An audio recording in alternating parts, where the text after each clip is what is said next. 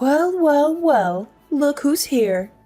How dare you attempt to lure my son like that? A girl from the countryside, lacking a proper education, dares to envision marrying into my family? Do you genuinely believe that someone who works as a hired dishwasher, stuck at the sink all day, can become my daughter-in-law? Can you explain to me what you bring to my son's life that justifies him throwing away his promising future for you? Hello, Skylar. I'm a bit confused. We only just met for the first time. Why do you hold such animosity towards me? Besides, I only came to greet you as Kai's girlfriend and never mentioned anything about marriage. Also, it's true that I work as a dishwasher, but is that something to be ashamed of? I earn my own money, enough to sustain myself. There's no need to belittle and insult me like this, is there? Oh, you still have the audacity to be here and preach about life? How dare you be so disrespectful to me? Who granted you permission to address me like that? Refer to me as Miss Johnson and show me the respect I deserve. What an uneducated girl you are. Are you actually proud of your menial job? How much do you earn in a month? Is it sufficient to indulge my son in the lavish lifestyle he deserves? Or is it the other way around? Are you still asking my son for money to cater to your own needs? Of course. Looking at the outfit you're wearing today, it must have drained a considerable amount of my son's bank account, right? Let me tell you, my son might be blinded by your facade and fail to see your scheme to exploit him for his wealth. But I'm different. You won't deceive me so easily. I apologize, Miss Johnson. I must have misunderstood when we first met. You did indicate that it was fine to call you Skylar. However, there appears to be a miscommunication. Since the time I've known Kai, never once have I asked him for gifts or money. And this dress I'm wearing is a birthday gift from him. You're such a naive girl. I only said that you could call me Skylar because I believed you hailed from a well-off family or at least held a respectable job. Discovering that your parents are simply farmers doesn't change my opinion of you as a mere working-class individual. Oh, I see. You're a dreamy country girl aspiring to find a handsome and charming guy in the city, right? You plan to gradually take over my son's possessions, the entire house, and eventually bring your parents here while kicking me to the curb, don't you? I figured it out now. And that dress you're donning is the proof, isn't it? I'm having trouble grasping your point. Why would I resort to such deceitful tactics?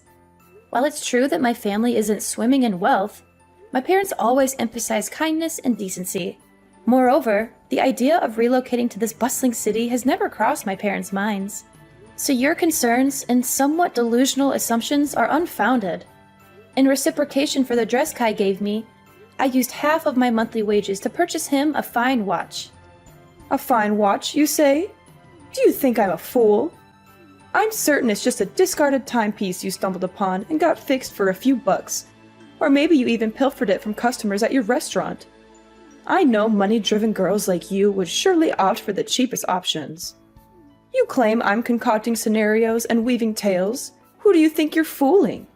I discerned your conniving plan when I heard the story of how you first met my son. How on earth could such a coincidence exist? What are you even talking about? I never buy low-quality items for Kai, and I certainly don't steal from anyone. And as for that incident when Kai was attacked and robbed in the alley, it was genuinely coincidental that I was there. Is that so? Then tell me the whole story. Because Kai only mentioned that you were the one who rescued him from the robbery. At first, I felt gratitude. But as I've come to know you better, I can't shake the feeling that this might have been some sort of setup. You see, part of my job as a dishwasher includes taking out the trash at the end of the day. On that day, while doing my usual routine, I overheard cries for help and sounds of a struggle coming from the end of the alley. Despite being scared, I felt that not intervening could lead to someone's death. So, I played a recording of police sirens and carried my pepper spray with me. Thankfully, the robbers were frightened off by the sounds and ran away. Then I called an ambulance for the man. He was still conscious when he got into the ambulance and explained that he was working away from home, and he didn't want to worry his mom so he requested my assistance in getting to the hospital. Kai truly is a dutiful son. But why didn't you leave once you took him to the hospital? Why did you stay around, so Kai could see you? Kai had lost consciousness due to the injuries, including a blow to his head that caused bleeding. The hospital was short on blood, and since I have type O blood, I chose to donate to help Kai. Plus, he needed someone familiar during a minor surgery, so I had to claim to be his girlfriend. Considering he had no one else by his side, I couldn't simply abandon him. Thus I stayed and cared for him for several days. Ah, now I see it all. It's all part of your scheme, isn't it? There were no real robbers. They were your accomplices. You targeted my son, knowing he was about to be promoted to company director. Hearing that Kai frequently visits your restaurant and interacts with clients there, you realized he earned a substantial amount of money, making him a prime target. So, you orchestrated a plan. You hired thugs to stage an attack, posing as robbers, and you were lurking nearby. Then swooped in, pretending to rescue Kai. You used his hospital stay to manipulate him, pretending to be caring and sweet. And eventually made him fall in love with you, didn't you? I'm utterly baffled by your accusations. I can't even fathom what you're talking about. Crafty as a fox, aren't you? If I hadn't seen through your deceitful plan today, what else might have you done to ensnare my son? Were you planning to trap him, get him drunk, manipulate him into impregnating you so you could force me into adopting a grandchild? Let me be clear. You better stay away from my son. I won't allow you to set foot in this house again. Miss Johnson, I've tried to be patient and respectful, considering your role as my boyfriend's mother and your status as an adult. However, there comes a point where I can't tolerate baseless accusations and disrespect any longer. I never intended to get close to Kai with any ulterior motives. Everything I've done for him was out of simple kindness, something anyone would do in the same situation. I've never probed into Kai's work or financial situation because I love him for who he is, not his possessions. I implore you to stop belittling and demeaning me. You're not my parents, and you have no right to lecture me like this. You're such a wicked girl. How dare you raise your voice and insult me like this? Weren't you taught even the most basic manners by your parents? I can't believe my son is so blindly in love with you, refusing to end this relationship no matter how much I advise him. So, I suppose I'll have to pay a visit to your parents and ensure they properly re-educate their daughter. You really shouldn't speak so ill of my parents, especially when you're acting just as uncultured. If you want Kai and me to end things, have that conversation with your son. Don't bother me any longer. While I do love Kai deeply, enduring this baseless slander isn't worth it. I'd rather forsake love than endure this unjust insult. Ah, now I see. How foolish of me. How could I expect someone as money-driven as you to relinquish your dreams of wealth? Well then, let's try a different approach. Let's both take a step back. I'll give you a sum of $20,000, and in return, you'll break up with my son and go find another affluent man to latch onto. Think about it. The current situation is tense for both of us, right? My son will be irritated and resentful that I'm thwarting his so-called true love. While you won't manage to secure any of this family's assets because I'll make sure they're kept out of reach, via salaries and property ownership papers. So, why don't we strike a deal and find the best path forward? Isn't $20,000 a generous offer?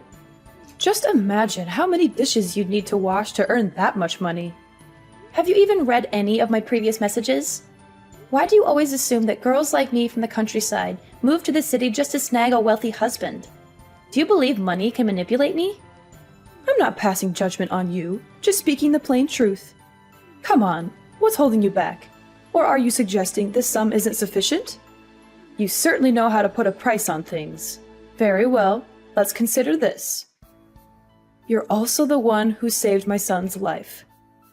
Would $20,100 suffice? Frankly, that's already quite excessive. I can't possibly increase the offer. Your attempts to manipulate the situation won't succeed either. Kai and I share a genuine connection that transcends materialistic notions. I refuse to let your misconceptions taint our relationship. If you truly care about your son's happiness, try to understand him and his choices rather than trying to control his life through money. Oh, spare me the self-righteousness. It's clear you're more interested in my son's wealth than you'd like to admit.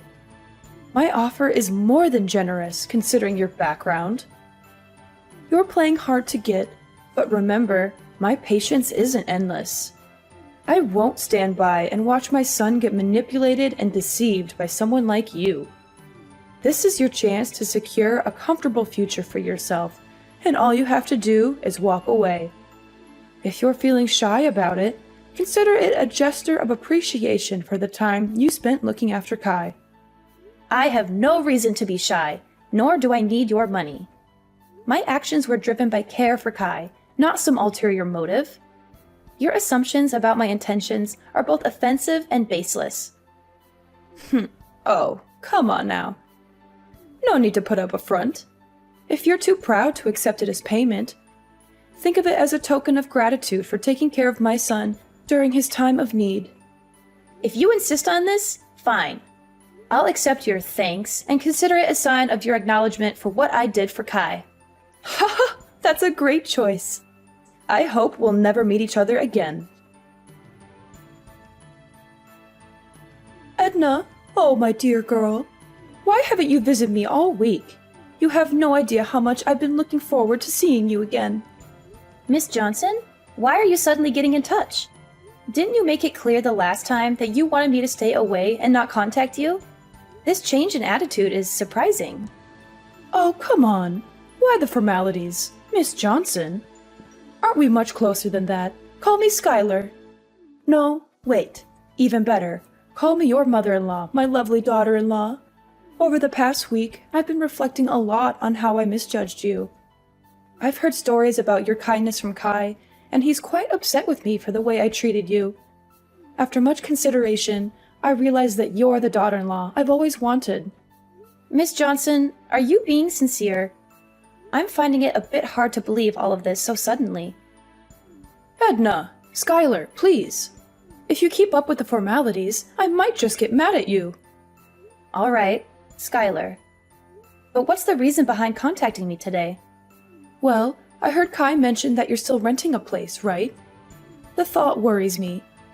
Coming home late from work and being alone, isn't that risky? There are potential dangers, and you never know who might be lurking around. Or, have you considered moving in with us? I mean, I do have a spare bedroom. If you come here, I can take care of you, cook for you, and Kai can help with transportation to work. It's true that living alone can be a bit unnerving sometimes. But on the flip side, I feel a sense of independence. Moving into your house might not be the best move, especially since we're still relatively new to each other. And didn't you previously worry about me trying to take advantage of your family's wealth? Why the sudden change? Haven't I explained that already? I truly see you as my daughter-in-law. You know, Kai is my only son. And I always wished for a daughter-in-law I could love like my own. From the moment I met you, I felt a connection. I must admit, the tough act I put on was just a test, to see if you'd prioritize money over my son. But now, I'm convinced you're a wonderful girl, a perfect match for my son. And remember, sooner or later we'll all be one family, so there's no need to be shy. I still sense some uncertainty in all this. Edna, let's put aside what I said before. It's something all mothers do, just a protective measure to ensure their child's happiness. Trust me, Edna, and don't worry about my earlier words. Move in with us, with me and Kai. Do you know how much it pained me to notice calluses and roughness on your hands when I touched them? Living on your own, you might not be taking the best care of yourself, right? Besides, you've mentioned your love for Kai before. Wouldn't you want a more committed relationship with my son? Skylar, I appreciate your apparent change of heart and your offer, but I must admit, this sudden shift in attitude raises some suspicions. I need time to process everything. Don't be so cautious, dear. This is an opportunity for you to secure a better life. You'll be embraced wholeheartedly into the family. Now, on to another matter. You've won a fortune, Edna. What are you still doing, toiling away at your job? Why not indulge in the luxury your winnings can offer? Hold on, what are you talking about? What winnings? Stop the act. I'm not in the dark anymore. I overheard Kai talking to you yesterday. About the lottery. You won, didn't you? Ah, that's what this is about. Yes, it's true. I won the lottery. I knew it! I had a hunch about your potential. And you snagged the jackpot. Let's see, over $100 million. Even after taxes, you're left with around $60 million. Am I right? Incredible! That sum could secure a lavish life for my son and me. So, have you collected your winnings? Not yet. I'm planning to do that this weekend. I thought I'd use part of it to treat Kai to a special meal. A special meal with hundreds of millions? You're more frugal than I thought. So what's the plan for the rest? Self-indulgence? Or will you consider getting something for me, your prospective mother-in-law? I hadn't quite considered that angle. In that case, yes, I can allocate half of the winnings to you, as a gesture of appreciation for acknowledging my relationship with Kai. Half, huh? That's fascinating. Half of $60 million, around $30 million? Astonishing! What am I going to do with all that wealth? Edna, you truly are shaping up to be a valuable future daughter-in-law. Wait, $30 million? That doesn't make sense to me. Save your excuses. You said you'd give me half of the winnings, and half is $30 million. But let's not get sidetracked. Why aren't you claiming your prize immediately? I have my eye on a list of luxury items that are calling my name. It's a dream come true. Shopping without a care about the bill. Skylar, could you please pause and listen to me for a moment? Edna, I'm swamped right now. If you have something to say, can it wait? I've got shopping dates with friends, and I need to relish this newfound shopping spree. Anyway, don't forget to move in. That way I can keep my eyes on your lottery ticket. Catch you later, and once you have the winnings, just transfer the amount to me as promised. Skylar, please wait. Listen to me. Skylar? Where are you?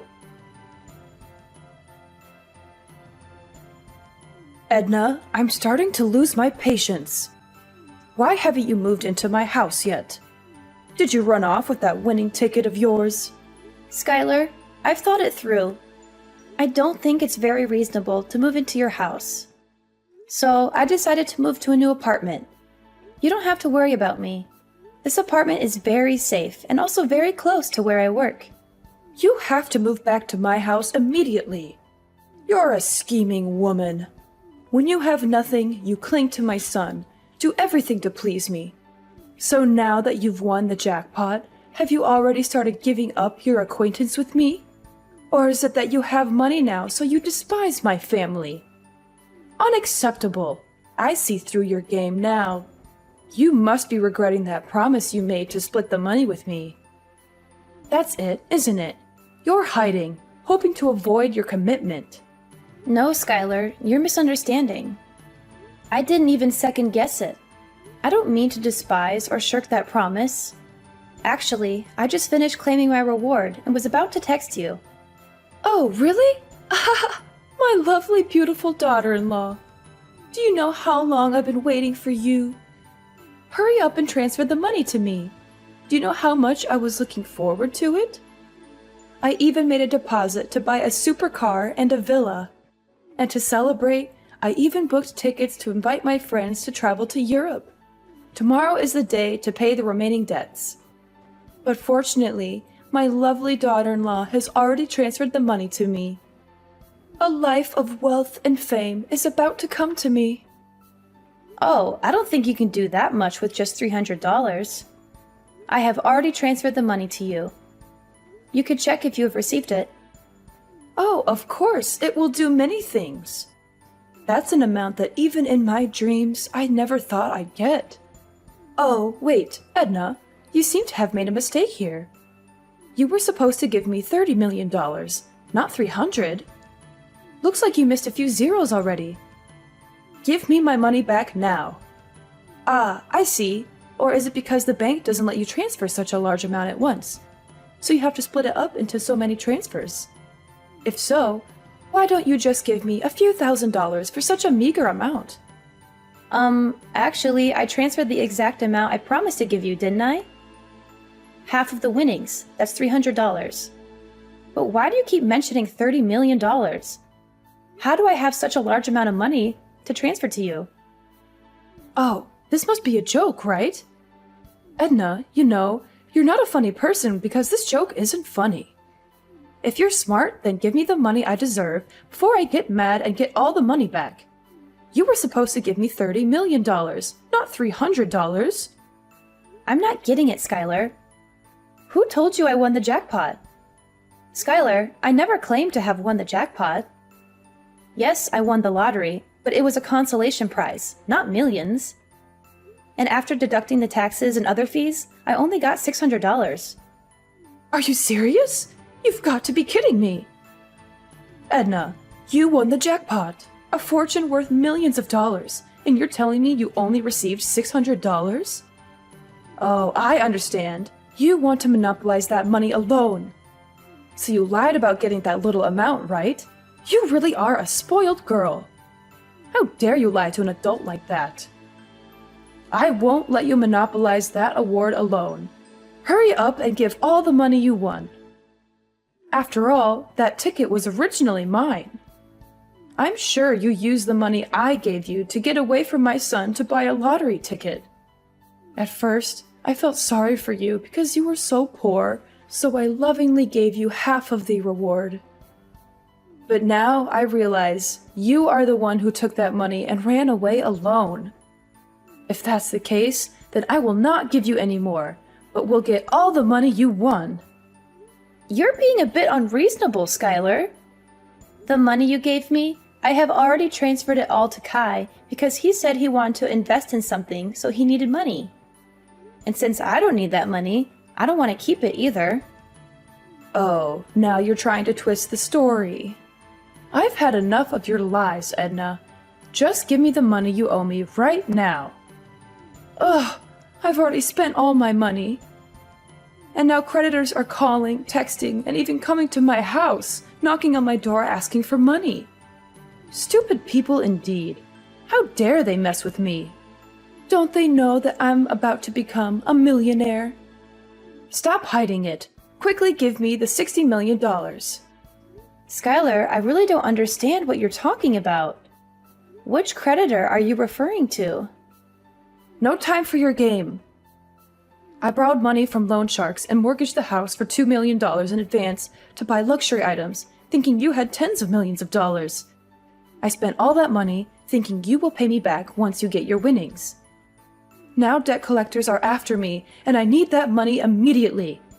Oh no, they're knocking on my door. They're forcing me out of the house because now this house belongs to them? Wait, what? Loan sharks? Mortgaging the house? $2 million?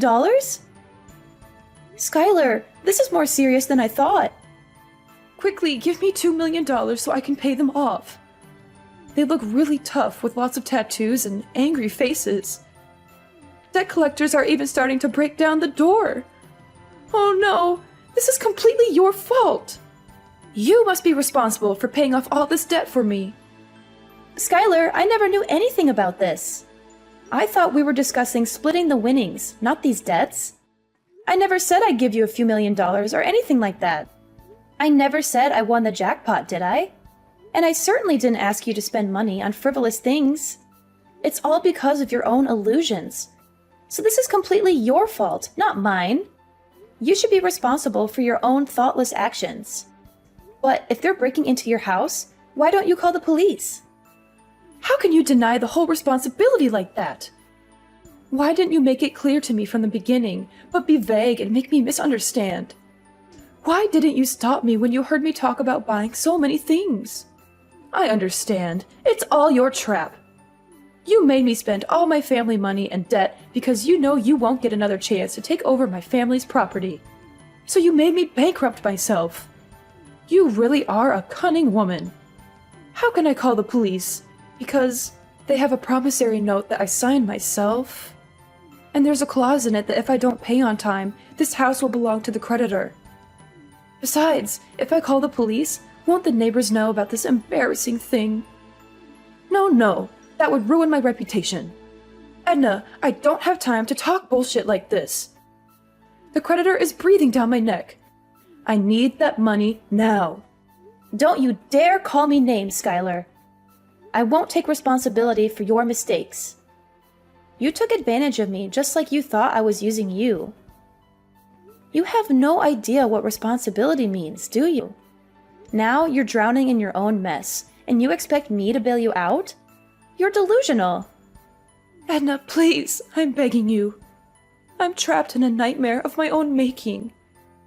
If Kai finds out about this, he'll never forgive me. He'll hate me forever. I don't have any money left. I've squandered it all. I don't know what to do. The debt collectors are relentless, and I'm drowning in this mess. Skylar, you brought this upon yourself. You manipulated and deceived me.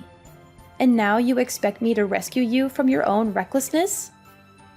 Why should I help you after everything you've done? I know I don't deserve your help, Edna. But I'm out of options. If you pay off this debt, I promise I'll make things right. Please help me. I'll accept you as my daughter-in-law. I'll change. I'll become a better person. Please, Edna, give me a chance to fix this mess I've created. Skylar, I understand you're in a difficult situation, but I can't take responsibility for a debt that you owe to someone else. This is a situation of your own making, and it's not my place to fix it for you. You need to face the consequences of your actions and find a way to resolve this on your own. Skylar, I've already made my decision. I don't intend to be your daughter-in-law. Our interactions have shown me that our relationship wouldn't be healthy. Your constant criticism, disrespect, and attempts to manipulate me are not qualities I want in a mother-in-law. Edna, please! I'm terrified right now. Debt collectors are at my door and they're looking for me. I'm hiding under the bed as I'm texting you. They're demanding the money and I don't know what to do. I'm scared for my life, Edna. Please, you're the only one I can turn to. In a desperate attempt to help Skylar, I made the difficult decision to call the police. Despite the risk, I believed it was the right thing to do to ensure her safety. However, as the police intervened and the situation was diffused, Skylar's reaction was far from what I had expected. Instead of gratitude, her words were laced with anger and blame, as if I had betrayed her in some way. Kai, who had been informed of the unfolding drama, was disheartened to learn the truth about his mother's actions. He was furious, not only about the financial mess she had gotten herself into, but also about the years of mistreatment and insults she had directed at me. The realization hit him hard, and he chose to distance himself from his mother, leaving the house and cutting off contact. Skylar's pleas to Kai for help fell on deaf ears. The bond between mother and son was irreparably shattered by her actions. As time passed, the weight of her financial troubles grew heavier. She lost her house and all remaining possessions, a harsh consequence of her reckless decisions and refusal to take responsibility. On the other side of the spectrum, my relationship with Kai flourished. The truth had brought us closer, and his unwavering support was a testament to the strength of our connection. We faced challenges head-on, communicating openly and honestly about our feelings, doubts, and fears. Maybe we weren't swimming in dough, but our love bank was full. Kai stuck by me like glue, and we faced life's curveballs together. Days turned into years, and we kept on chugging. We learned that love's not about luxury, it's about being there for each other. Our story turned into this epic of ups and downs, learning to stand our ground, and most of all, realizing that love's the real deal. So, what's the takeaway from this roller coaster? Well, life's like a box of chocolates. You never know what you're gonna get. But sticking together through thick and thin, that's the real sweet spot.